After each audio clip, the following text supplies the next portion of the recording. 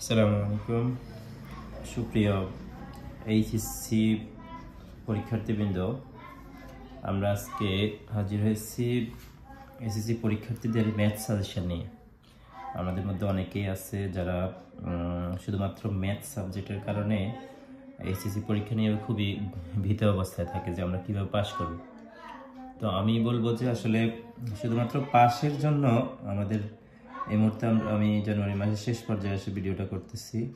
আমাদের হাতে এখনো যে 2 মাস সময় আছে, অর্থাৎ ফেব্রুয়ারি মার্চ, আমরা জানি এপ্রিলে আমাদের পরীক্ষা। যদি ফেব্রুয়ারি মার্চে আমরা চেষ্টা করি মিনিমাম পাস করা যেই কোনো ধরনের স্টুডেন্টের সম্ভব।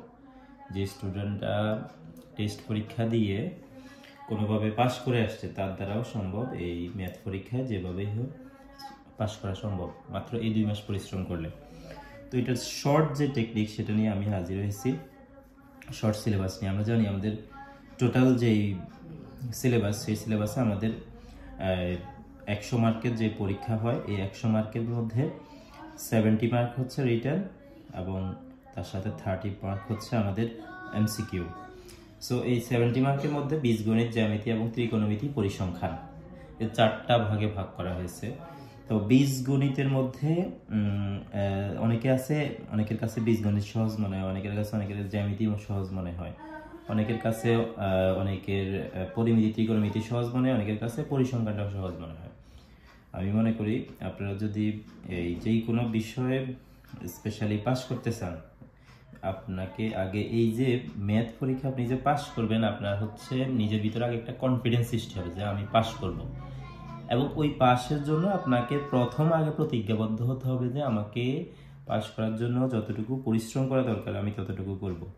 তো সেই জায়গা থেকে আজকের যেই কথা সেটা হচ্ছে বীজগণিতের টোটাল যে মার্কটা, সেটা হচ্ছে বীজগণিতের যে 3টা প্রশ্ন আছে, 3টা প্রশ্ন থেকে আমরা জানি 3টা আসে। এখানে জ্যামিতি থেকে 3টা, ত্রিকোণমিতি পরিমিতি থেকে 3টা এবং হচ্ছে পরিসংখ্যান থেকে 2টা, টোটাল 11টা প্রশ্ন আসে। আমরা দিতে হবে এখান থেকে 7টা প্রশ্ন, এবং কি সেটা হচ্ছে প্রথম 3টা সেকশন থেকে 2টা করে এবং শেষ সেকশন থেকে 1টা। এখন আমাদের পাশের জন্য কিন্তু 7টা প্রয়োজন হয় না। আমরা জানি আমাদের 70 মার্কে যদি আমরা পাস করতে হয় আমাদের 23 মার্ক প্রয়োজন হয়। তো 23 মার্কের জন্য আমরা 3টা কোশ্চেন যদি দিতে পারি তাহলে আমাদের 23 মার্ক 3টার মধ্যে চলে আসবে। 3টাতে আমরা জানি 30, তো আমরা 3টা থেকে মিনিমাম 23 পাওয়া পসিবল যদি 3টা অঙ্ক ঠিক মতো দিতে পারি। তো সেক্ষেত্রে আমি সাজেশন করব আমাদের সকল ধরনের স্টুডেন্ট এই পরিসংখ্যানে ভালো, সেখান থেকে আপনি 1টা দিবেন, তাহলে আমাদের এখানে 10 মার্ক। আর বাকি থাকলো আমরা যদি 30 হিসাব করি আমাদের আরও 20 মার্কের প্রয়োজন হয়। এখন সেক্ষেত্রে আমি বলবো যে আপনার কাছে কোন সেকশনটা সহজ মনে হয় সেই সেকশনের দিকে খেয়াল করেন। যেমন হচ্ছে যদি মনে হয় আপনার সব জ্যামিতি অংশটা সহজ মনে হয়, আপনি অঙ্ক করতে অনেক কষ্ট হয়, সেক্ষেত্রে আমি বলবো জ্যামিতিরও 2টা সেকশন, একটা হচ্ছে সম্পাদ্য আর একটা হচ্ছে উপপাদ্য, এই 2টা অংশ। এখন সম্পাদ্যের মধ্যে যে অংশটা সেটা হচ্ছে আমাদের বইয়ের যে 7ম অধ্যায় আছে এবং 8ম অধ্যায়ের শেষ অংশটা, এই 2টা অংশের মধ্যে আমাদের সম্পাদ্যটা। তো এই সম্পাদ্যটাও যদি কেউ করেন, সম্পাদ্য তুলনামূলক আমাদের ইজি, শুধু চিত্রটা একটু অ্যাকুরেটলি আঁকলেই হলো এবং চিত্র জাস্ট যেভাবে আঁকছেন ওই বর্ণনাটা দিলেই আপনাকে নাম্বার দিয়ে দেবে। তো সেই জায়গা থেকে আপনি যদি 7ম এবং 8ম অধ্যায় জাস্ট সম্পাদ্য অংশটাও করেন তাহলে আপনি একটা কোশ্চেন মাস্ট কমন পাবেনই। আর অথবা আমি বলবো যদি আপনি 8ম অধ্যায়টা সম্পূর্ণটা শেষ করেন, সেক্ষেত্রে এখানে কমপক্ষে একটা কোশ্চেন মাস্ট আসবেই, তবে বেশিরভাগ সম্ভাবনা থেকে এখানে 2টা কোশ্চেন চলে আসে, একটা হচ্ছে উপপাদ্য আর একটা হচ্ছে সম্পাদ্য। তো সেক্ষেত্রে যাদের কাছে জ্যামিতি সহজ মনে হয় তারা 8ম অধ্যায়টা অবশ্যই করতে হবে, একদমই ভালোভাবেই করতে হবে। তাহলে এখানে 2টা আর এখানে 1টা, টোটাল 3টা হয়ে গেল। যাদের কাছে জ্যামিতি এবং পরিসংখ্যানটা সহজ মনে হয় তারা এই সংক্ষিপ্ত সিলেবাসের মাধ্যমে আপনি পাস করতে পারেন। দ্বিতীয়ত আমি বলবো যে যদি মনে হচ্ছে যে আপনার কাছে এই জ্যামিতিটাও কঠিন মনে হচ্ছে, সেক্ষেত্রে ত্রিকোণমিতি এবং পরিমিতির মধ্যে আপনি চুজ করতে পারেন। আপনারা জানেন ত্রিকোণমিতির যে অংশটা, এখানে 2টা অধ্যায় আছে, 9ম অধ্যায় প্লাস 10ম অধ্যায়। তো তুলনামূলক 10ম অধ্যায়ের অঙ্কটা ইজি। আপনার 10ম অধ্যায় মাত্র 3টা নিয়মের অঙ্ক আছে, এখানে আপনি 3টা নিয়মের যে ম্যাথগুলো আছে আপনি 3টা নিয়মটা যদি একদম অ্যাকুরেটলি করেন সেক্ষেত্রে আপনার এই 10ম অধ্যায় থেকে আপনি 1টা প্রশ্ন মাস্ট কমন পাবেনই। আর হচ্ছে যদি আপনার কাছে নবম অধ্যায় সহজ মনে হয় সেক্ষেত্রে আপনি এখানে আরেকটা নবম অধ্যায় থেকে একটা দিতে পারেন।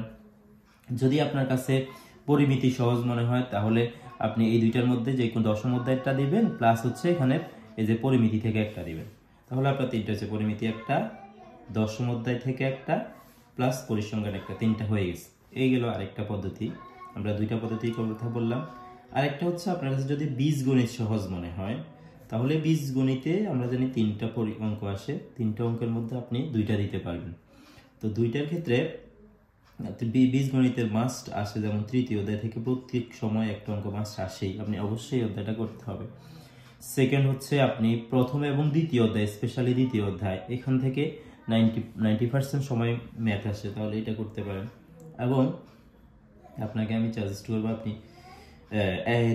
13 নম্বর অধ্যায় যেটা আমাদের, অর্থাৎ সসীম ধারা যে অধ্যায়টা আছে, আপনি ওই অধ্যায়টা করতে পারেন। তবে এবার তুলনামূলক ইম্পর্টেন্ট যে অধ্যায়গুলো আছে তার মধ্যে একটা অধ্যায় আছে এবার 11তম অধ্যায়টাও ইম্পর্টেন্ট অধ্যায় এইবারের পরীক্ষার জন্য শুধুমাত্র।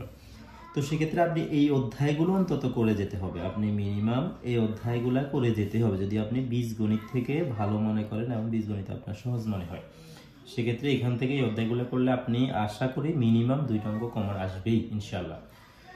তাহলে আপনার গেল বীজগণিত এবং পরিসংখ্যান মিলে 3টা অঙ্ক হয়ে গেল। তাহলে এই অধ্যায়গুলো করলে আপনি পাচ্ছেন এখানে 2টা এবং এটা মিলে হচ্ছে একটা। তাহলে আমরা যদি একদম আমার টোটাল কথাগুলো সামারিতে আসি তাহলে আমরা এটাকে 3 ভাগে ভাগ করতে পারি। এক হচ্ছে সবাই পরিসংখ্যান থেকে একটা সবাই দিবেন। সেকেন্ড হচ্ছে এটার সাথে ত্রিকোণমিতি প্লাস পরিমিতি, যদি আপনার কাছে এই অংশটা সহজ মনে হয় এখান থেকে 2টা, তাহলে টোটাল হয়ে গেল আমাদের 3টা। এটা হচ্ছে একটা পদ্ধতি।